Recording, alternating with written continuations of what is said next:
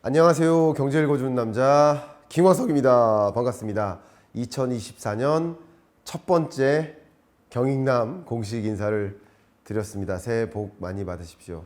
2024년 여러분 한 해 캘린더를 열어보셨습니까?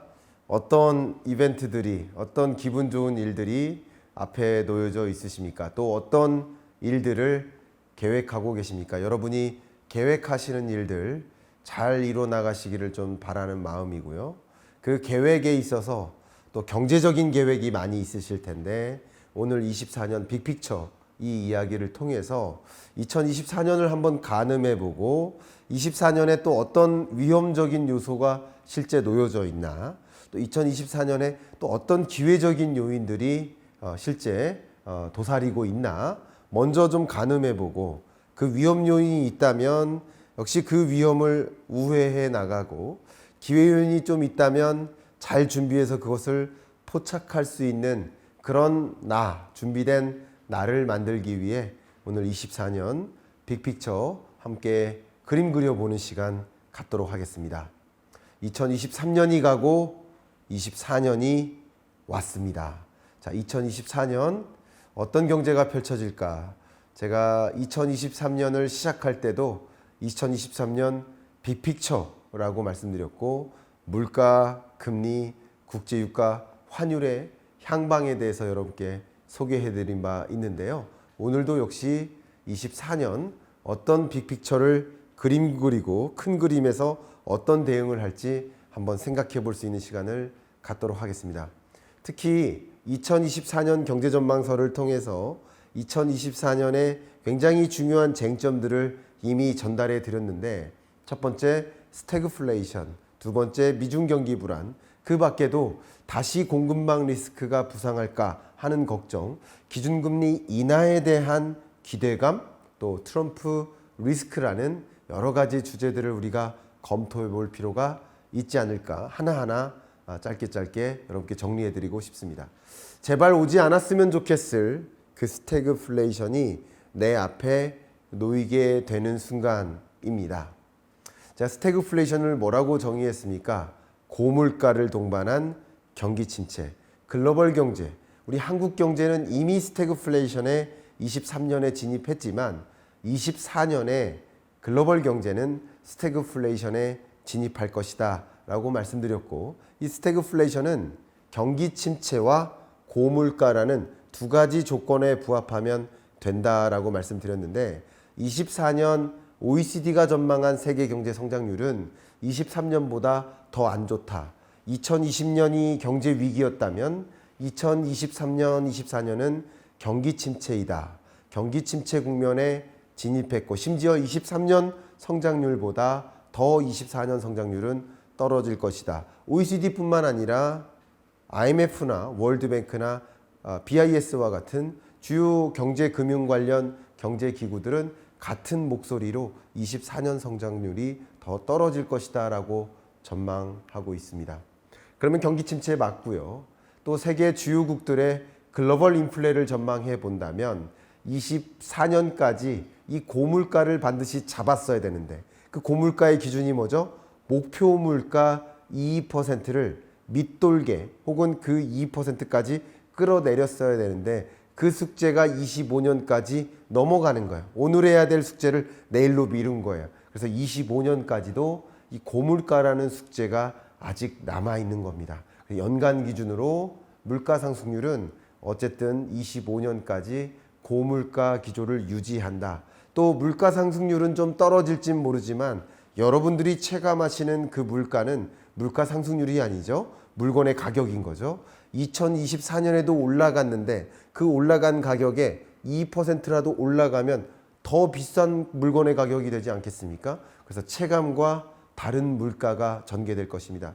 그렇기 때문에 실물 경제적으로 글로벌 경제는 스태그플레이션에 진입한다. 고물가와 경기 침체가 같이 만나는 구간, 스태그플레이션이라고 볼 수 있겠습니다. 그 다음 던지고 싶은 여러분께 아젠다는 미국과 중국의 국기가 놓여져 있고, 그 밑에 큰 글자가 fragile, 가장 취약한 그 국가는 미국과 중국이고, 그리고 미국과 중국은 취약한 모습이지만 그들이 또 싸울 것이 우려되기 때문에 또 약한 그 고리가 되지 않을까. 흔들리는 미국과 중국을 지적하지 않을 수가 없습니다. IMF는 이미 중국 경제 성장률을 올해 이제 올해가 아니죠. 2024년이니까 23년 작년 5.2%에서 올해 4.5%로 떨어질 것이다 라고 종전에 전망했었는데, 그 전망치마저 더 하향 조정해서 5%, 4.2%로 중국 경제 성장률이 또 한 번 조정된다 이렇게 전망했습니다. 그러니까 중국 경제가 유독 24년에 안 좋다 이렇게 생각해 주시면 좋겠습니다. 역시 미국 경제도 마찬가지예요. 물론 23년, 24년 성장률을 지난 7월보다는 이번 10월에 올려잡긴 했지만 어쨌든 23년 2%대 성장률, 24년 1.5%의 성장률로 성장세가 떨어진다라고 IMF는 진단했고요. 가장 최근 기준으로 본다면 페드의 전망이죠. FOMC 회의 결과 역시 페드가 뭐라고 전망했냐면 23년 그래도 2%대 중반은 기록하지만 24년 성장률은 1.5%도 안 되는 1.4%로 전망한다. 좀 강한 L자형 경기 침체로 진단하는 겁니다. 그런 경기 침체가 나타날 것으로 전망하니까 FOMC 회의에서 뭐라고 했어요? 기준금리를 생각했던 것보다 더 빨리 조기에 인하하거나 더 강하게 많이 인하할 필요가 있다라고 이렇게 표현하지 않았습니까? 흔들리는 미국과 중국입니다. 역시 월드뱅크의 진단도 만만치 않아요. 23년 경제와 24년 경제를 놓고 봤을 때 이 중국의 기여도, 주황색이죠. 23년 기여도보다 24년 기여도가 더 쪼그라듭니다. 역시 이 미국의 기여도도 마찬가지. 2010년대 그리고 22년대에 미국의 기여도가 검정색인데 23년 들어 쪼그라들더니 24년까지 그 쪼그라든 정도가 더 늘어나지 못해요. 그러니까 미국과 중국이 24년 경제에 마땅히 좋은 기여를 못한다라고 월드뱅크는 지적한 겁니다. 그만큼 미국과 중국이 흔들리고 있습니다. 그런데 이 미중이 특히 굉장히 중요한 정치적 이벤트를 앞에다 두고 대만을 놓고 좀 결투하는, 또 대만 전쟁을 걸고 좀 위협하는 그런 모습도 전개됩니다. 그러다 보니 다시 공급망 리스크가 생겨나는 겁니다.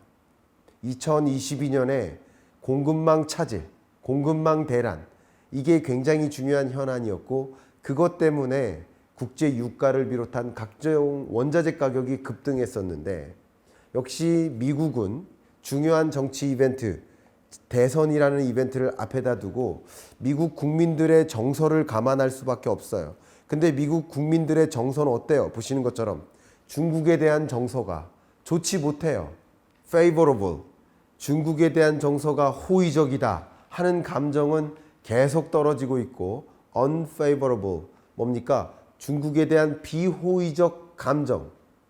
비호의적 감정은 계속 상방을 향해 치닫고 있는 모습이에요. 그러면 바이든이든 트럼프든 이 중국에 대해서 어떻게 강경한 대응을 하는 모습을 보일까? 공약상에서 그걸 관전 포인트로 보고 지지도가 좀 달라지지 않겠습니까? 그러니까 바이든이든 트럼프든 중국에 대해서 내가 중국을 꼼짝하게 만들 그런 리더야 라는 것을 보이기 위해 노력할 것이고, 그것은 결국 중국을 꿈틀거리게 만들 것이고, 꿈틀거리게 만드는 과정에서 중국이 가만히 있지 않고 그럼 우리 미국이 그렇게 나서니까 대만을 위협하면서, 어쩌면 무력적으로라도 위협하면서 미중 간의 긴장감을 더 고조시킬 수 있고, 그러면 중국으로부터의 공급망 차질, 요소 공급 차단, 이런 여러 가지 요소는 그 중에 상대적으로 영향력이 없는 영역인 거죠.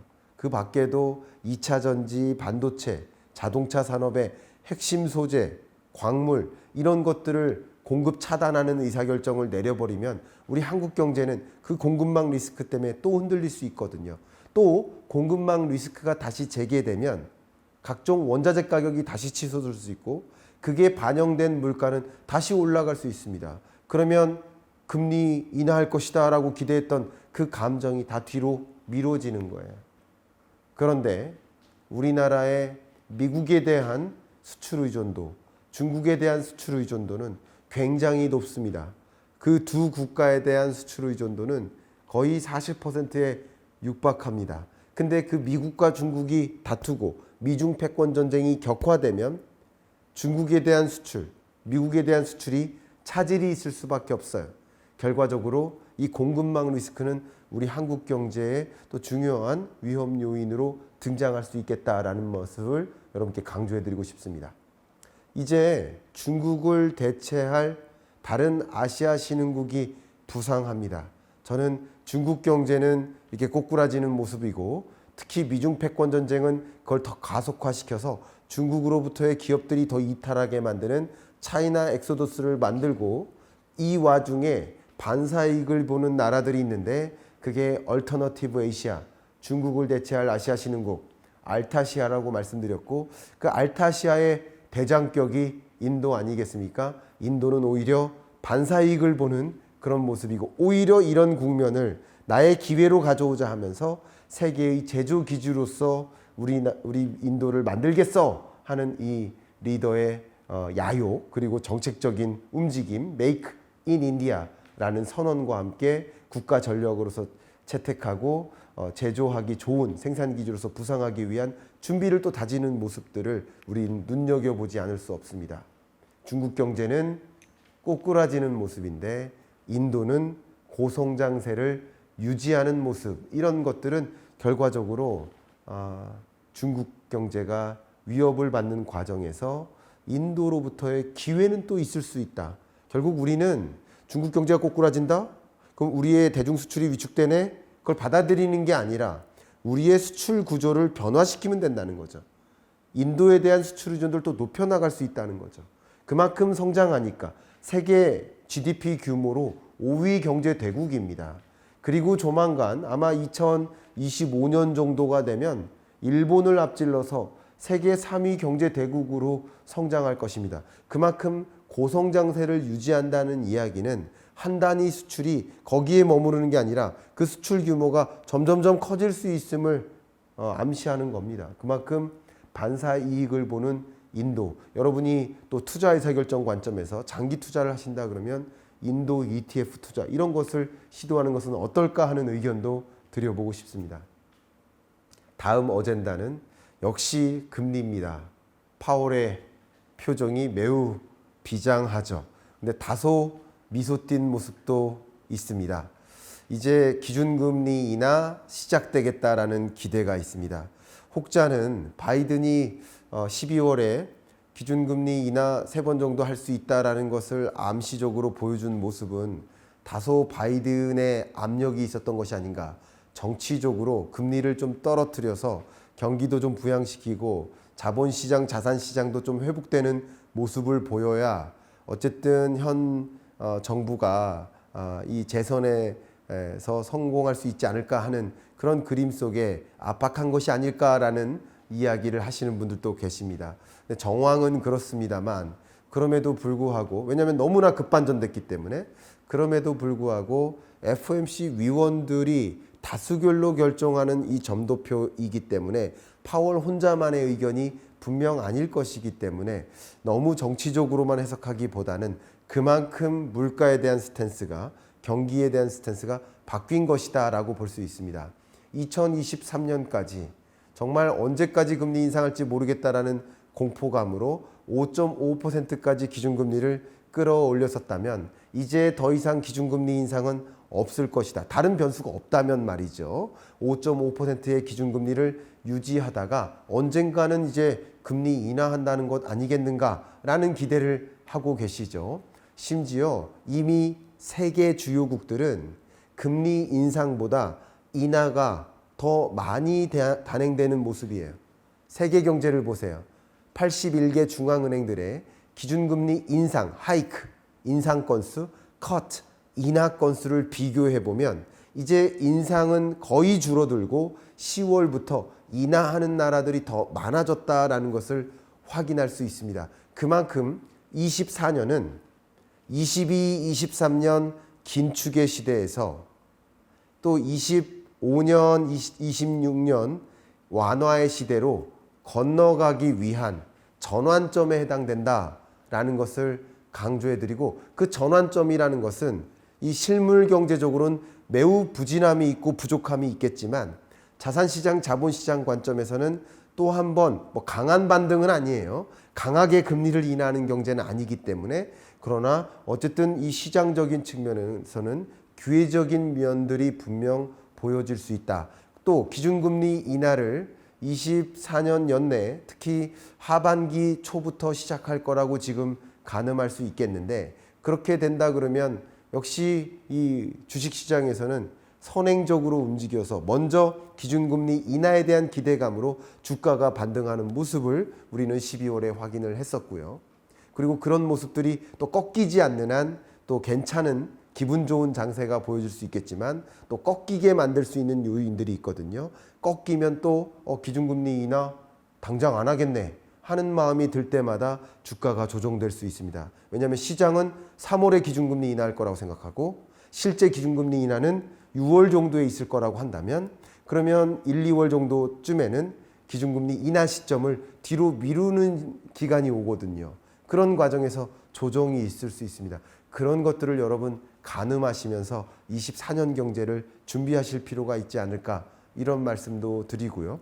어쨌든 세계적으로 기준금리를 인하하는 과정에서 시중금리가 먼저 떨어지는 현상이 여러분 보이고 있죠. 저도 여러 차례 말씀드렸지만 11월 1, 2주차가 시중금리의 정점이고 12월, 1월 시중금리가 떨어지는 국면으로 간다라는 것을 강조해서 설명드렸죠. 그런 거시적인 변화는 역시 경제가 톱니바퀴처럼 연결되어 있기 때문에 다른 시장에게도 역시 영향을 미치는 것이다. 이렇게 가늠하시고 경제를 바라봐 주시면 어떨까. 역시 글로벌 인플레이션을 생각해 보면 세계적으로 여전히 24년도 고물가 맞아요. 물가 안 잡힌 거 맞아요. 그러나 3분기 정도가 되면 물가 상승률이 거의 2%에 부합하는 그런 모습들을 볼 수 있고, 그 지점에 기준금리 인하가 단행되지 않겠는가, 이렇게 가늠해 보시면 어떨까. 물론 물가 안정세가 더 뒤로 미뤄질 수도 있고 앞당겨질 수도 있습니다. 그런 것들을 여러분 스스로 진단하시면서 기준금리 인하 시점을 가늠해 보시면 어떨까. 그동안 금리를 이렇게 인상하면서 세계 주요국들이 기준금리를 많이 인상했고, 그런데 그 이후에 적극적으로 대출을 해주면 안 되겠다. 왜? 금리가 높아지는 과정에서 금융부실 가능성이 높아졌어요. 그러니까 금융사들이 어떻게 대응해요? 위기관리에 진입합니다. 위기관리에 진입해요. 가게든 기업이든 이제 대출을 까다롭게 해주자 하는 움직임을 이미 은행들이 움직이고 있습니다. 이런 것들이 결과적으로 경기를 더 성장하지 못하게 만드는, 지연시키는 회복세를, 그런 모습을 야기하고 경기 침체, 고금리의 압력이 바로 시중은행으로부터도 나오는 거예요. 대출을 안 해주니까 기업들이 신사업 진출을 못하는 모습인 거죠. 이런 것들이 야기되고 있는데, 금리가 만약에 인하하고 시중금리가 다시 떨어지는 과정에서는 또 은행들이 적극적으로 대출을 해주면서 경기에 반등 모멘텀이 있을 수 있습니다. 그런 부분들을 또 진단해 보면서 생각해 보시면 어떨까 의견입니다. 마지막으로 이미 여러분께 말씀드렸습니다만 트럼프 리스크, 2024년 경제를 진단할 때 더 이코노미스트에서는 오직 한 인물을 거론했습니다. 그리고 트럼프가 만약에 당선이 될 거라고 한다면, 혹은 당선이 안 되더라도 지지율이 높게 유지되는 구간에는 또 이 산업적으로 어떻게 해야 되지? 기업들이 지금 어떻게 될지를 몰라요. 바이든이 될지 트럼프가 될지 모르니까 바이든이 이끄는, 강조하는 산업 중심으로 신사업을 진출할지, 아니면 트럼프가 이끄는, 트럼프가 강조하는 그런 산업 중심으로 산업을 또 준비할지, 이 대응을 못해요. 그러니까 신규 투자가 위축됩니다. 그러니까 트럼프가 부상하는 만큼 이 열차가 어떻게 돼요? 밑으로 꼬꾸라지는 모습인 거예요. 트럼프 리스크인 거죠. 특히 바이드노믹스, 트럼프노믹스 둘을 비교해서 트럼프는 다소 이 중국에 대한 강경한 모습을 펼치고, 바이든도 물론 마찬가지겠지만 어떻게 이 중국을 압박할지 기조가 다르고, 특히 중요한 것은 산업적으로 에너지 관점에서 트럼프는 탄소 발생을 용인하고 화석 에너지 중심을 추구하지만 바이든은 저탄소 사회를 구축한다. 그 부분을 좀 지향하고 신재생 에너지를 확산하고 전기차를 좀 지향하는 이런 방식이기 때문에 산업적인 관점에선 극명하게 갈립니다. 이런 것들이 결국 주식시장에 트럼프의 지지율이 높을 때마다 좀 유망한 산업으로서 부상하는 주식시장에 담기는 그런 모습들이 나타나고요. 바이든 지지율이 올라갈 때마다 역시 바이든의 이 추구하는 핵심 산업을 중심으로 또 주가가 반영되는, 우리나라로 치면 테마주처럼 움직일 수 있겠다. 이런 것들도 여러분 같이 눈여겨보시면서 경제적인 변화도 있겠지만 실물 경제, 자본시장, 자산시장에서 나타나는 변화도 같이 그림 그려보시면 어떨까. 오늘 이 경제 읽어주는 남자를 통해서 짧은 시간 안에 2024년 경제는 어떻게 흘러갈까 큰 그림을 그려보실 수 있는 계기가 되시기를 바라는 마음입니다. 끝으로 제가 요즘 정말 즐겨보는, 제가 힐링받는 Sing Again 3죠. 이 영상 혹은 방송을 많이 지켜보면서 생각했던 건데, 2023년 한 해를 흘려보내고 이제 2024년을 시작해야 되는데, 2024년만큼은 저도 여러분 구독자 여러분들께 Sing Again 이라는 혹은 이렇게 All Again 이라는 선물을 드리듯이 여러분께도 제가 또 제 채널이 제가 드리는 메시지와 책이 All Again 이라는 표를 선사해 주실 수 있는 그런 한 해가 될 수 있도록 저도 더 노력하고 더 정진할 수 있도록 하겠습니다. 오늘 경제 읽어주는 남자 24년 첫 번째 영상 여기서 마무리하고요. 여러분 새해 정말 복 많이 받으세요. 올 어게인입니다. 감사합니다.